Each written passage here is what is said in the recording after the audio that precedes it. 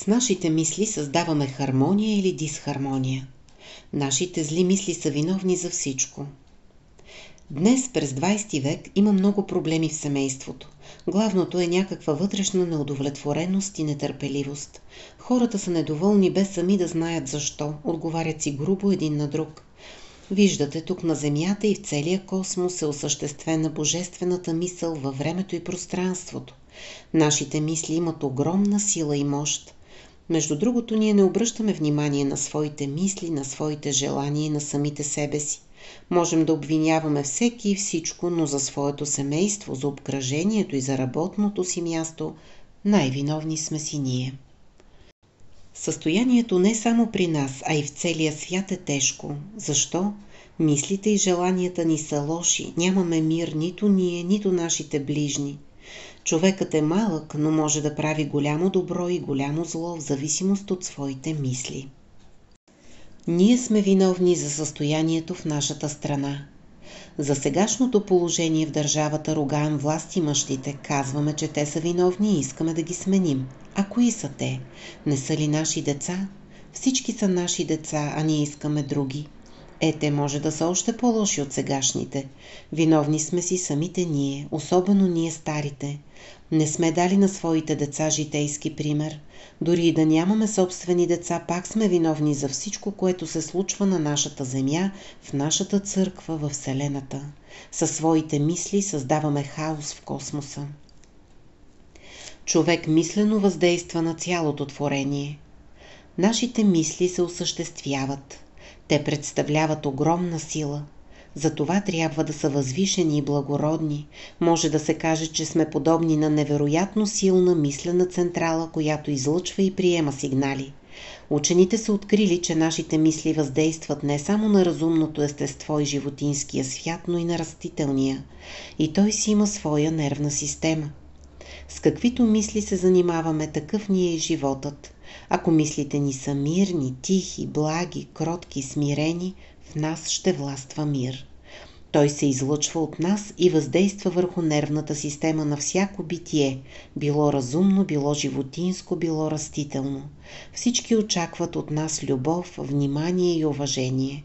Но ние отдаваме съвсем малко на другите, защото не водим сметка за въздействията на мисълта си. Малко са хората, които правят това. Замислената борба на ума. И светите отци са имали големи проблеми с самите себе си. Някой от тях казва: нашият ум е скитник, постоянно се лута, не може да се успокои, докато не дойде онзи, който единствен е силен да го смири. Щом и светиите са имали такава борба, всички трябва да знаем, че е нужно да се потрудим, за да станем добри. Умът не може да се смири, докато не дойде Светия Дух и не озари човека. Едва тогава той идва на себе си и започва да размишлява правилно, вижда силата на мирните и тихи мисли. Защо Господ заповядва да обичаме враговете си и да се молим за тях? Не заради тях, човече, а заради нас. Докато задържаме в себе си мисълта за обидата, която са ни нанесли неприятелите, приятелите, роднините и ближните, спокойствие и мир няма да имаме. Ако бащата е натоварен с грижи за материалното изхранване и съществуване на семейството, сиромахът няма да има мир. Всички в къщата ще бъдат неспокойни и ще им е тежко, без да знаят на какво се дължи това. Виждате, че нашите мисли въздействат на всичко. И точно заради такива мисли има конфликти в семейството. Мислената борба между свекърва и снаха. Мнозина идват заради това. Ето, сутринта дойде една майка със сина си. Тя беше идвала преди това няколко пъти и се жалваше, че не обича снаха си. Аз си казах: снахата е по-млада и не може да схване, че трябва да обича свекърва си като рождена майка. Но ти си вече на години и трябва добре да размислиш за всичко. Естествено е в този свят, когато майката ожени сина си, да не понася снаха си, дори тя да е ангел. Външно всичко е добре, нищо не се забелязва. Но вътрешното недоволство се натрупва. Снахата не знае тази тайна на живота, нужно е да моли Господ да изпрати благ ангел на свекърва й, а и на нея самата да й даде сила да я заобича като родна майка. Виждате, че всяка физическа война започва с мислена. Първо в мислите си хората не могат да се понасят, а после започват да се унижават. Всичко, което се случва, е на мислена основа. Майката въобще не може да схване за какво й говоря. Виждах, че е много огорчена и опечалена и се наложи дълго да разговарям с нея. Обяснява ми, разбери, ако не можеш друго, поне опитай. Ако снахата не е добра, моли Бога да й даде благ ангел, а и тебе да не забравя, да снеме този мислен товар от сърцето ти, който имаш против нея, а и спрямо всеки, който те е наскърбил, да ти даде Бог сила да го заобичаш. Тогава ще видиш, ако излъчваш мирни и тихи мисли, пълни с любов и доброта, че за кратко време обстановката около теб ще се измени и снахата ще се промени. Знаеш ли, че ти я биеш и то постоянно? Не физически, но в душата си не я търпиш и нямате мир и покой вкъщи. И за нейния мъж, твоя син, също няма мира. Тежко е, да, но постарай се да я заобичаш. Знаеш ли защо не я обичаш? Не знам, казва тя. Ами отнела ти е синът. Той вече не принадлежи на баща си и майка си, както когато е бил дете. Естествено, човек се прилепва към своята жена. Майката желае да ожени сина си и се радва, когато това стане, но после страда повече от всички. Вече синът се обръща повече към жена си. Не пита майка си дали е гладна или жадна. Така започва мислената война на майката. Тя може да продължава безкрайно, но в края на краищата ще видиш, че нищо не си направила. Опитай това, което ти казвам, и ще видиш, че за кратко време всичко ще се промени. Да бъдем тихи и мирни и всичко да прощаваме. А ето какви сме ние. Само да сме нещо неразположени, веднага ставаме резки, не можем да отговаряме благо. Така още повече влошаваме нещата, когато сами в себе си сме недоволни и братята стават кисели. Не само това, но и се обиждаме помежду си. Значи аз съм длъжен да бъда мирен, тих и всичко да прощавам, каквото и да направят. Трябва всичко да простя, да ги обичам и да не задържам обида в себе си. Мислената борба в манастира. Ние сме се събрали в манастира от всички краища, всички са възпитани различно. Някой е твърде чувствителен, друг е нечувствителен и обижда, но всички сме длъжни да търпим в общежитието, за да станем постепенно единомислени, заедно всички да сме в едно направление. А настоятелят е този, който трябва да дава житейски пример. Ако той не е доволен, никой няма да е доволен. Ако носим в себе си мир, предаваме го и на другите. Затова е необходимо да се потрудите да има мир в домовете ви. Първо трябва да имаме мир в себе си, за да го предадем и на останалите. Виждате, че на земята има твърде малко смирени и кротки, но те са блажени. Не се уязвяват от обидите. Както и да постъпиш с тях, те си остават мирни и тихи. Мисловната енергия на ума е огромна. Недоволството в нас има страшно разрушително действие. Дали някой ми каза или четох някъде, че когато човек силно се разяри, изразходва енергията, с която може да разруши композиция от не знам колко си вагона. Всеки желае да се приближи до смирена душа. Можем да чуем много поучителни неща, но въпросът е дали ще можем да ги осъществим в живота. А когато видим кротка и смирена душа, незлоблива, която не се засяга, когато я обиждат, постоянно е мирна, блага, тя действа като сгряваща топлина. Нейните мисли са винаги радостни, на всички страни пръска покой, благодат Божия. И всеки би искал да се приближи до тази душа. Защо? Защото има мирни мисли, с които въздейства на нервната система на всяко живо същество. Мнозина се чудят как зверовете отивали при светиите като питомни животни, без да ги нападат. А това е проста работа, не е някаква мъдрост. Светците не са имали страх от смъртта и всички са ги обичали, не само хората, но и животните. Когато кучето напада, то в действителност се отбранява. Ако вие се боите от него, то ви лае и напада, защото страхът неволно действа на неговата нервна система и то се брани. Но ако имаме любов към животните, те не биха ни нападнали, а биха пристъпили като питомни. Така е било при светиите.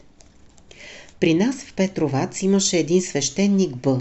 Той беше твърде своеобразен човек, малко груб, отговаряше рязко, изискваше дисциплина, но невероятно обичаше животните. Около него беше пълно с кучета, котки и други животни. В един есенен ден отивал да освети вода при един енорияж, който имал немска овчарка, голяма като теле. Стигнал той до вратата и я отворил, а кучето скъсало синджира и право върху свещеник. Мислили, че от отеца ще остане само мантият, а той отворил обятията си и казал: хайде да се поборим. Кучето си сложило лапите на рамената му и започнало да го ближе. Всички се зачудили, а той рекал: то знае, че аз обичам животните, знае, че го обичам. Виждате какво означават добрите мисли, пълни с любов и доброта. С тях ние създаваме хармония или дисхармония. За възпитанието на децата. Нашата младеж, и не само нашата, а и в целия свят, е повредена. Особено децата на интелектуалците. Те имат много време, което да посвещават на децата си и ги научават да бъдат своеволни. Аз бях недоносче, неразвит и не можех да ям, до 3 години с учех. Не можех да ям пържена храна и до днес не искам да ям яйца и да пия мляко. Но пък се чудеха как да ме разделят от сладкото. Едва когато станах на 22-23 години го отказах, защото прекалявах. Сега мога да хапна малко сладко, но то вече не ме тегли както преди. Проблем е, когато детето иска едно друго и всичко се върши по неговата воля. Вече остарях, но и сега очаквам от всички да вършат моята воля. Къде има такова нещо? Дори царят и кралят не правят всичко, което искат. Това е голям проблем с децата, а особеностите на характера се изграждат до 5-та година. Детето плаче, когато го оставят, и нежните родители правят всичко за него. Докато детето е малко, проблемите са малки. Когато поотрасне и стане голямо, и проблемите стават големи. Децата на интелектуалците и въобще децата, чието родители са правили всичко, за да задоволят техните капризи, сега не знаят какво да правят и даже стават сатанисти. Изпробвали са всичко и сега открито служат на сатаната. Мнозина се убиват, страхотия. Те не са способни за живот, как биха помагали на другите. Заради това не можем да се надяваме, че бъдещето ни ще е по-добро. Няма вече покаяние в света. Няма вече покаяние в света. Не само при тези, които не вярват в Бога, но и при вярващите хора, които от малки са възпитани във вярата. Господ е онзи, който изповядва чрез свещеника. Човекът в много неща премина мярката и от това няма мир. Отива да се оплаче на някой приятел, за да му олекне. Отиди при свещеника, той има благодат да ти помогне. Действителност Господ е този, който изповядва. Той служи литургия, всичко управлява, той причастява. Това прави Бог чрез нас, свещениците, но хората малко мислят за това. На какво можем да се надяваме? Старите знаят какъв беше нашият народ преди войната и какъв е след войната. Това е голяма, невероятна разлика. И по-рано се организираха танцови забави по градовете и селата, младежта се събираше на тях, но започваха веднага след обяд и привършваха до залез слънце. Сега нашата младеж излиза в 10-11 вечерта, нощта стана ден, а денят нощ. На какво добро можем да се надяваме? Виждате какво тежко време настана. Знаем, че любовта към ближните е твърде важна, обаче какво мислите за отношението на православието към другите религии и секти, които са множество в Белград, като например адвентистите? Приближава се времето, когато нашата планета ще завърши своето съществуване. Всички тези, за които говориш, трябва да дойдат. Това са лъжливите пророци, за които сам Господ и апостолите са казали. Те са ни завещали, когато чуем, че някой казва тук е Христос, да не отиваме. Това означава да не се излиза от църквата. Всички тези са лъжепророци. Ето, ние като църква изпуснахме времето между Първата и Втората световна война. Не приехме богомолческото движение, което почна да се развива веднага след Първата световна война. Богомолци имаше и преди това, но в такова масово движение се превърна благодарение на войниците, воюващи на Солунския фронт. Те преживели много страдания и заедно се молили на Бога да им съхрани живота, за да се върнат по родните места при семействата и децата си. Когато се върнали живи и видели своите роднини, те благодарили на Бога за новия живот и възпитавали децата си така, както му обещали. Дяволът воюва против епископа и свещеникът. Врагът гледа да събори епископа и свещеника, после му е лесно да съблазни всички останали. Страдание и чистота на вярата. Може ли да се каже, че колкото по-силно е доброто, толкова повече се ожесточава злото, борещо се с него? Комунизмът дойде в православните страни, защото православието е съхранило чистотата на Христовата вяра. Да, но Русия трябваше много да пострада. Било ли е силно православието в Русия преди революцията? Да, но не колкото сега. На Света гора в манастира Свети Пантелеймон и неговите скитове по време на болшевишката революция имаше няколко хиляди монаси от Русия. Един от тях особено се молял и тъгувал: защо Господи си допуснал църквата в Русия толкова да страда и народът така да падне? Постоянно скърбял. Сам Господ му се явил и казал: нима ти жалиш този руски народ повече от мене? Аз съм го родил, аз му дадох всичко и ти нито си го родил, нито си го изгледала, се оплакваш. Когато имаха всичко, рядко влизаше някой в църква, сега идват с хиляди. Слава Богу, сега благочестието на руския народ е истинско благочестие. В света се възцари духът на грабежа. Виждаме, че в света, особено на Запада и при нас, навсякъде се възцари духът на материализма, така да се каже духът на грабежа. Човек вече не се вълнува от нищо, вече не почита ни баща, ни майка, ни брат, ни сестра, само се интересува от това неговите интереси и планове да не се развалят. Ще убия и баща си и майка си, виждате какво се случва. Човек трябва да пази вътрешния си мир. Човек сам прави в себе си безмирие. Или си приятел, или си неприятел на себе си. Не трябва да обръщаме внимание на обстановката, в която живеем. Нужно е човек да пази мира в себе си. Свети Исаак Сирин казва: не трябва да даваш своя вътрешен мир за нищо на света. На всяка цена пази своя вътрешен мир. Помири се с самия себе си и с тебе ще се помирят небето и земята. В този свят се оправят повече онези, които не работят. Както виждаме сега, в този свят и в гражданския и църковния порядък е така. Онзи, който работи, върху него се стоварва всичко, а онзи, който нищо не прави, повече се оправи и взема по-голяма заплата, а който работи, всичко се струпва на него. Всяка работа трябва да се прави от сърце. Всяка работа на тази земя е Божия работа. Тя трябва да се върши от сърце, не като за хората, а като за Бога. Защото Бог присъства навсякъде, планетата и Вселената са Господни. Без значение какъв е началникът, дали той е съвестен или не е, дали работи правилно или не, за това ще отговаря той. Ние трябва да работим за Бога. Тогава не бихме били резервирани. Когато си кажем: няма да работя на този безделник, който нищо не прави, а взема повече от мен, тогава не работим от сърце, не се отдаваме напълно. А Господ казва: о, да беше ти студен или горещ, така понеже си хладък и нито горещ, нито студен, ще те изблювам от устата си. Или бъди студен, или бъди горещ. Мислената борба и телесната болест. Не обръщай внимание на това какво ти говорят, когато те обиждат. Ти се потруди, моли Бога да обичаш всички и да им даде той благ ангел. Когато се помириш с всички, желаеш им добро, нищо повече няма да те мъчи, защото ние сами се измъчваме мисловно.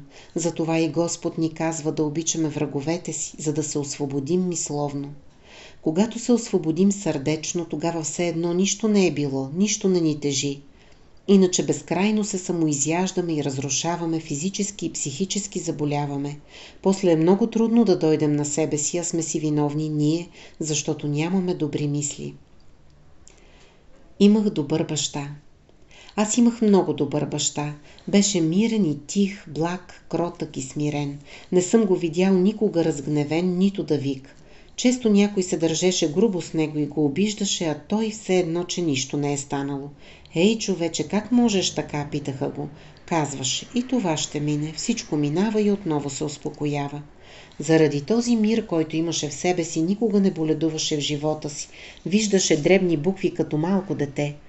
Но ние, мъжките деца, обикновено приличаме на майките, а женските на бащите. Майка ми беше свръхчувствителна природа и аз страдам за това. Бих желал да наследя характера на баща си, но ето, виждате, че не съм.